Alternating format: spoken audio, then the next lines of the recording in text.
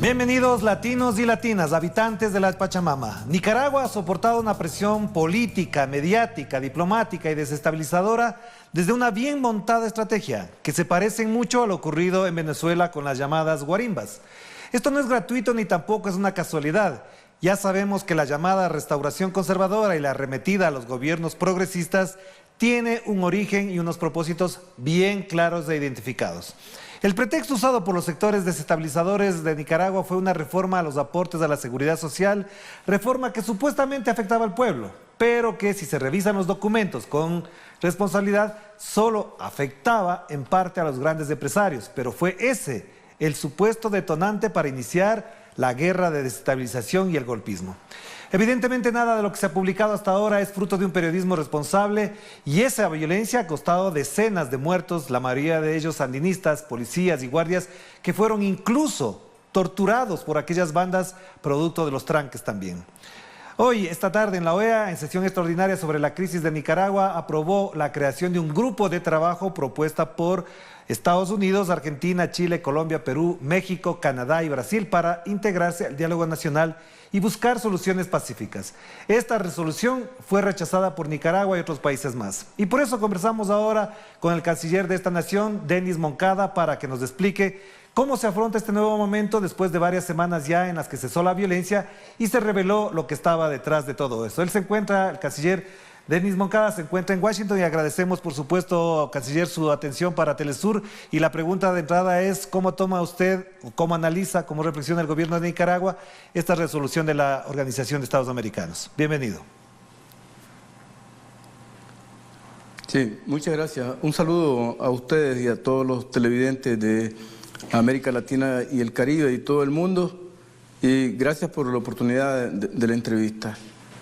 Como ustedes han expresado, realmente Nicaragua ha sufrido los embates de un golpe de Estado, de lo que se ha denominado como golpe blando, aunque estamos claros que no se trata de golpes de Estado blando, sino de golpes de Estado violentos en donde se confabula la organización, planificación, financiamiento y directrices desde el norte, es decir, desde los Estados Unidos. Algunos sectores del gobierno norteamericano claramente están involucrados en el diseño de ese tipo de golpes. En el caso concreto de Nicaragua, han venido organizando con mucho tiempo de anticipación y financiando la organización y la planificación de estos eventos que han dejado realmente, lamentablemente, decenas de muertos, centenares de heridos en nuestro país,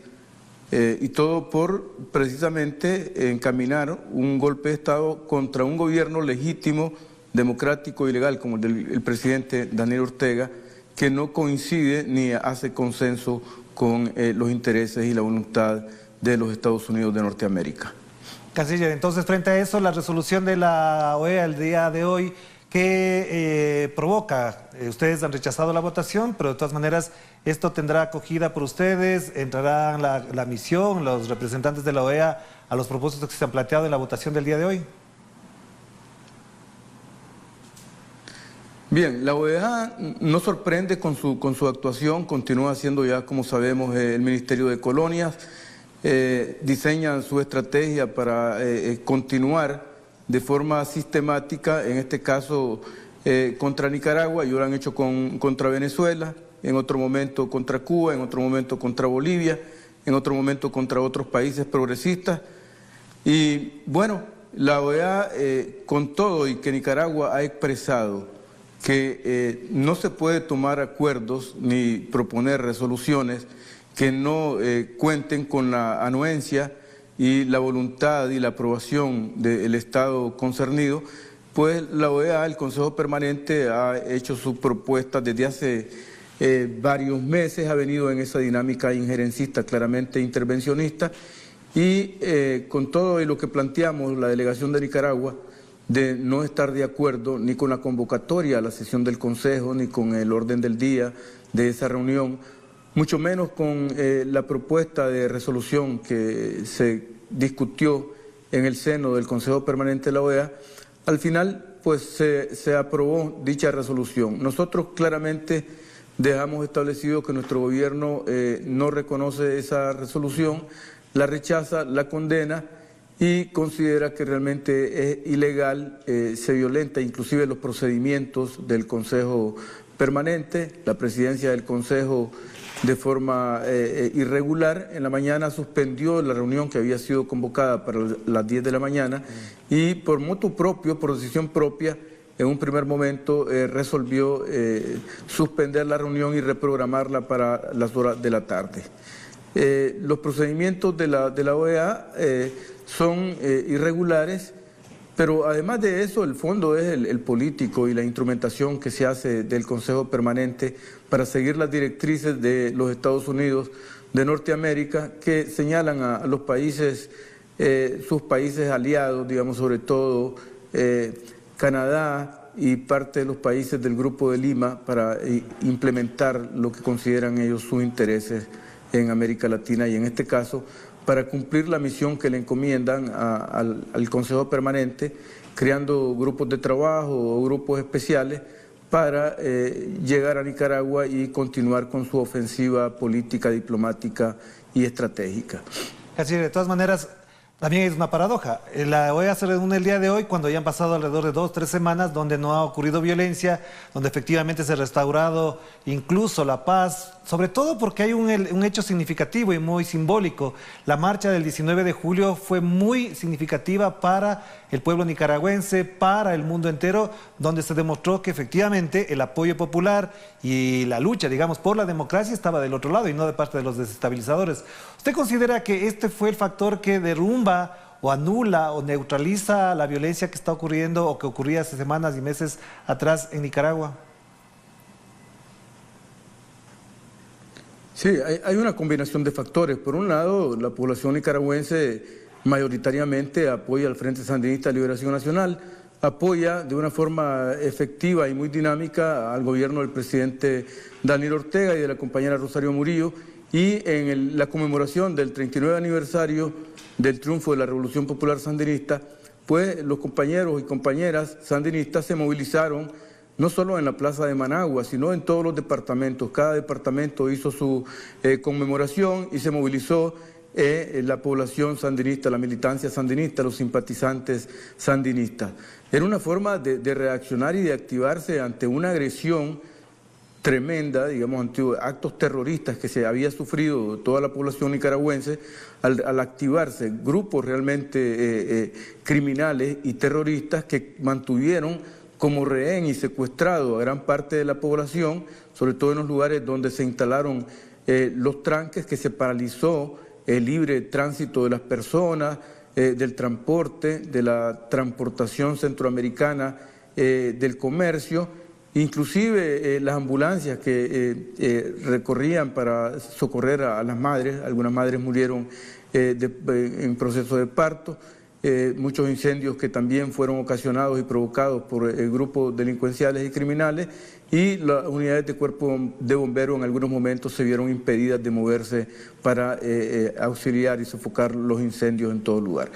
Entonces, el sandinismo y la población de Nicaragua reacciona ante una amenaza, ante una agresión que está ahí desarrollándose y en la cual grupos minoritarios de la oposición, confabulados y combinados con grupos de la delincuencia organizada internacional, de grupos de maras, más la asistencia y el financiamiento de algunos sectores del gobierno de Estados Unidos, estaban llevando precisamente toda una operación de envergadura para desestabilizar al país, desestabilizar al gobierno y derribar al gobierno legalmente electo, como es el gobierno del presidente Daniel Ortega. Ese objetivo es el que se propusieron desde un primer momento, cuando el presidente Ortega convocó a un diálogo nacional e invitó a la conferencia episcopal, a los obispos de la Iglesia Católica, a que actuaran como mediadores y testigos.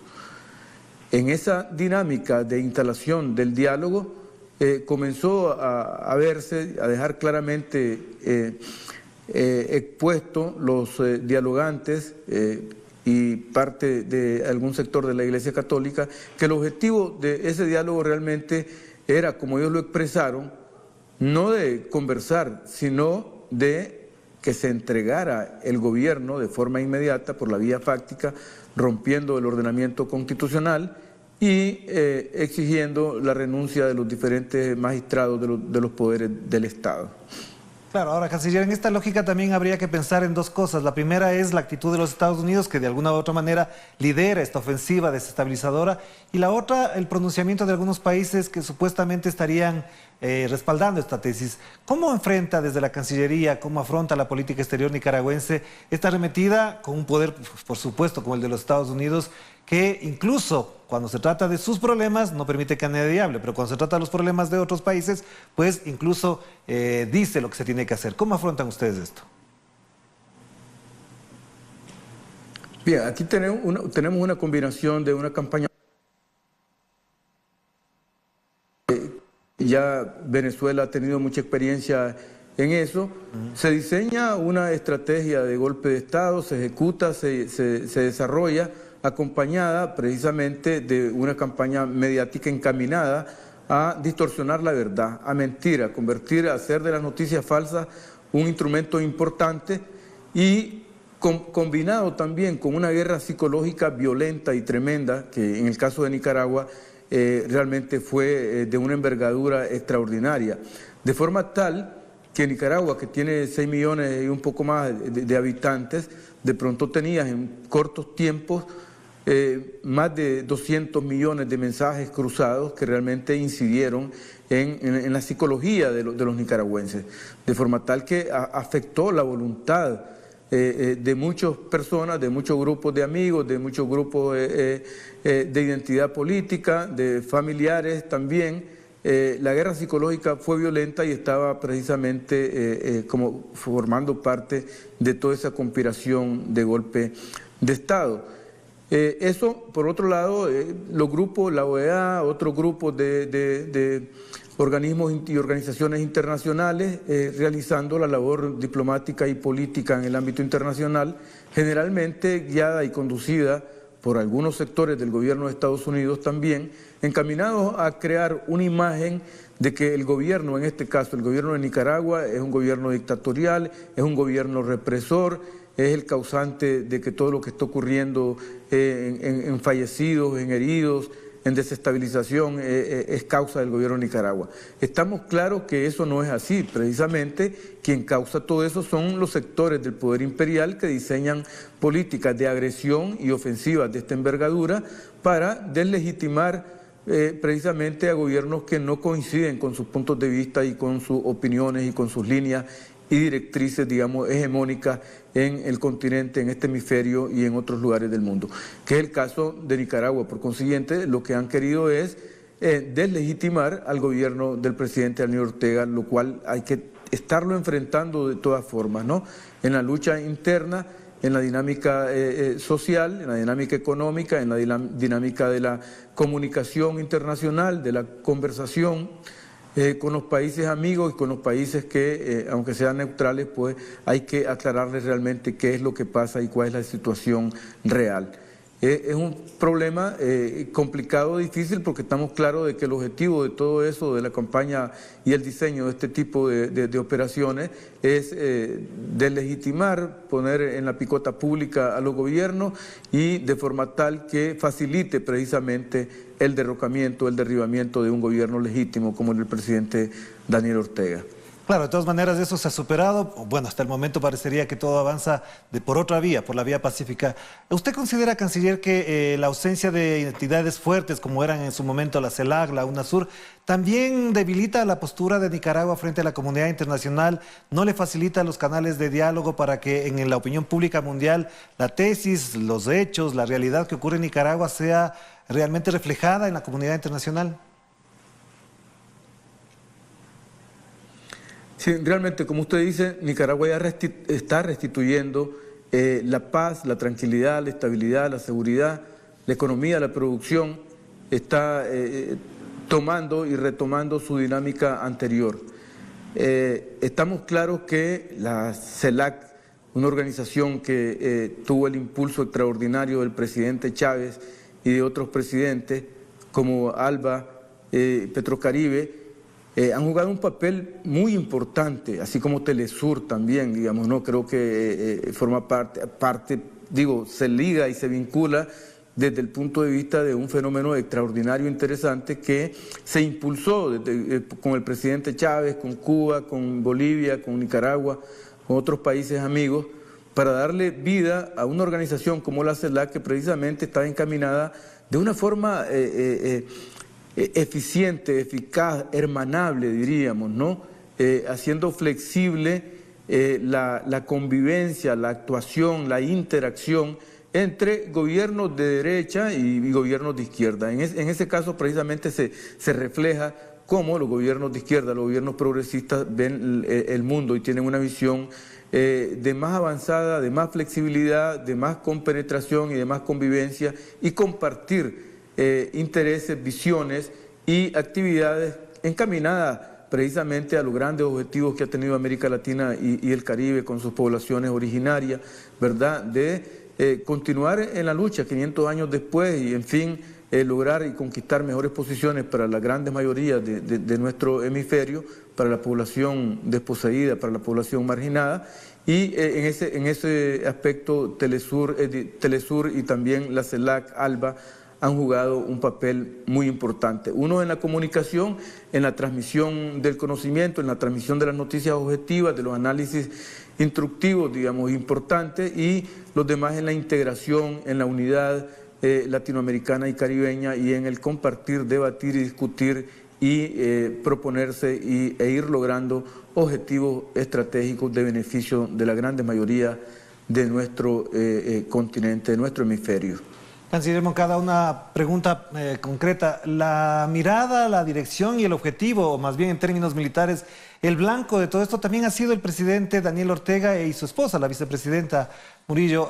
¿Usted cómo mide este linchamiento mediático contra estas dos máximas autoridades? ¿Usted cree que efectivamente se ha logrado desmoronar la imagen o, al contrario, al interior de Nicaragua ha salido fortalecida la imagen del presidente Ortega, del Frente Sandinista? ¿Por qué le digo esto? Porque incluso algunos ex compañeros combatientes del Frente Sandinista han criticado la actitud y la acción del gobierno y también, por supuesto, a Daniel Ortega. ¿Cómo evalúa usted esto?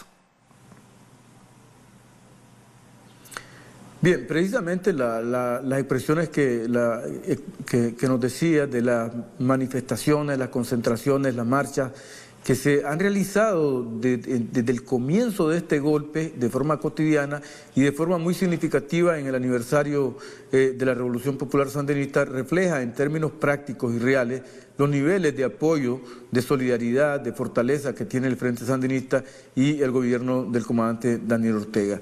Es un hecho palpable y un hecho evidente que aún en situaciones de crisis, en situaciones de intentos de golpe de Estado que iba avanzando progresivamente, la población sandinista, los compañeros, se movilizaron, se cohesionaron y expresaron de una forma categórica y muy solidaria la presencia y su dinámica para defender el gobierno del presidente Daniel Ortega. Eso expresa claramente el nivel de apoyo que tiene el comandante Daniel y la compañera Rosario con los compañeros de la militancia, de la juventud sandinista, en fin, y de sectores organizados, de trabajadores, de maestros, de intelectuales, de periodistas también. Está evidente ese apoyo. Así, entonces ahora la pregunta de fondo, dos más bien para avanzar en este tema y ir cerrando la entrevista, es ¿qué viene en adelante? ¿Qué es lo que va a hacer el gobierno? Porque evidentemente hay heridos, hay secuelas de la violencia. ¿Qué va a pasar con las personas heridas, con las afectaciones a alcaldías, a instituciones públicas? Y segundo, en el plano político, quizás me adelanto a la siguiente pregunta, en el plano político, ¿continúa el diálogo? ¿En qué condiciones? ¿Cómo se va a desarrollar este?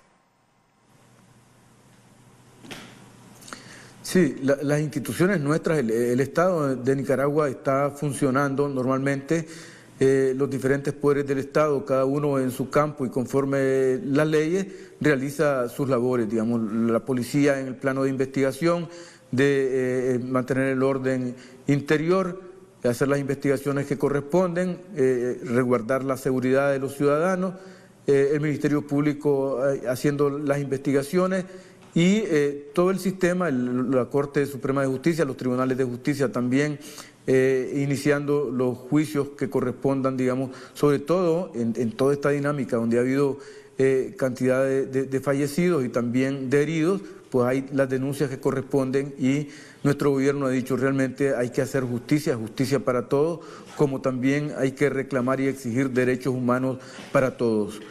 Las instituciones funcionan y estamos trabajando de acuerdo con los debidos procesos de cada institución y el debido proceso legal y constitucional.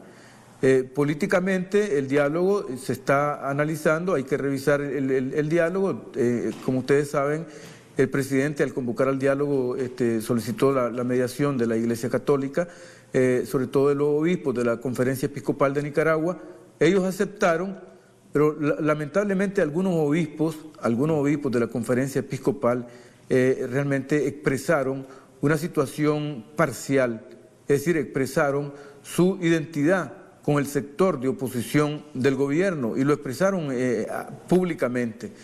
Y en algún momento también la Conferencia Episcopal planteó una especie de ultimátum en una reunión que tuvo con el presidente Daniel Ortega, lo cual realmente deslegitimó y desautorizó a aquellos obispos que de alguna manera expresaron un interés y una posición de decirle al gobierno: lo que cabe es la deposición del gobierno, el cambio de gobierno, y lo que están presentando es una especie de hoja de ruta, de programa, de calendario para la entrega del poder en una forma irregular, en una forma ilegítima, en una forma que realmente era romper el orden constitucional y legal de Nicaragua, lo cual no es posible ni es permisible. Claro, y entonces en esta perspectiva, en el plano político, en el terreno político, ¿cuál es el horizonte, por ejemplo, con los sectores juveniles, que han sido uno de los elementos o instrumentos, digamos, de la oposición y de los medios de comunicación al señalar que son los jóvenes, los cachorros de la revolución sandinista quienes se oponen al gobierno? ¿Hay un trabajo especial con ellos? ¿Hay un acercamiento? ¿Se va a profundizar el diálogo con ellos? ¿Cuál va a ser ese horizonte político entonces? Sí, en términos políticos hay que resolver la situación planteada en Nicaragua. Nosotros hemos hecho énfasis en que no puede dialogarse ni puede tomarse acuerdos que estén al margen de la Constitución, que violenten la Constitución, que no estén sujetos precisamente al Estado de Derecho, y eso es un punto muy importante. La juventud nicaragüense realmente es muy beligerante, muy dinámica. La juventud está participando muy activamente en todo el proceso, los procesos estudiantiles, juveniles, culturales, en fin, en la identidad y en la participación también en las actividades sociales, económicas. En fin, la juventud tiene un papel muy importante en Nicaragua, tiene un presente importante y tiene un futuro también importante. Y con una dirigencia también de la juventud muy efectiva, muy eficiente y encaminado a consolidar, fortalecer los caminos, los programas, las rutas que el gobierno y también el Frente Sandinista de Liberación Nacional va diseñando para consolidar, para rescatar, restituir la paz, la estabilidad, la seguridad y continuar avanzando con los programas socioeconómicos que Nicaragua ha venido implementando en su momento, con la cooperación de Venezuela, con la cooperación de Cuba, con la cooperación de otros países amigos, con la cooperación de países de la Unión Europea también. Y ese es el objetivo, avanzar, continuar desarrollando los programas económicos sociales para que nuestra población pueda beneficiarse del progreso, de los avances, de la educación, de la salud, de la recreación, en fin, de los beneficios que deja un gobierno cuyo objetivo es el bienestar de la población marginada, de la población realmente históricamente excluida. Canciller, no le robo mucho más tiempo, la última pregunta nada más, y gracias por la atención. Por supuesto, comprendemos la situación, la complejidad de estar en Washington en estos momentos, pero no quiero dejar de lado una cosa. ¿Cuál es la evaluación de la situación económica de Nicaragua? Porque efectivamente, con lo ocurrido, con la violencia, con los tanques, con la destrucción, con las agresiones, se afectó la economía. Usted señalaba al principio que incluso la transportación, por Nicaragua también pasa mucha de la transportación de Centroamérica, se afectó. ¿Cuál es la evaluación económica para cerrar entonces ya? Sí, claro, dentro de los objetivos precisamente del golpe de Estado está derrocar, derribar, cambiar un gobierno por la vía de hecho y al mismo tiempo como terminar con los aspectos más sobresalientes del gobierno de Nicaragua. Entre ellos está indudablemente que Nicaragua ha logrado un desarrollo económico, la macroeconomía de Nicaragua ha tenido de forma sostenida durante varios años un crecimiento que fluctuaba entre 4.7 y 5.2 en los últimos años. Toda esta actividad delincuencial, terrorista, digamos, dirigida por organismos internacionales internos, parte de su objetivo realmente era terminar con ese avance de la economía en Nicaragua para de esa manera también deslegitimar y crear condiciones favorables para la subversión y para el golpe de Estado. Así como también afectar los altos niveles que Nicaragua ha logrado desarrollar con las instituciones de seguridad y con la participación de la población, que ha permitido tener altos niveles de seguridad integral en nuestro país, que es reconocido a nivel regional y a nivel internacional. Esos objetivos de destruir, de debilitar la economía, es parte de lo que se han propuesto los elementos enemigos, digamos, de la revolución y del gobierno progresista del presidente Ortega. Muchísimas gracias, canciller Moncada. Muy amable por estar con nosotros. Un abrazo a la distancia. Que pase muy bien. Bueno, sí, muchas gracias a ustedes. ¿Sí? Estamos...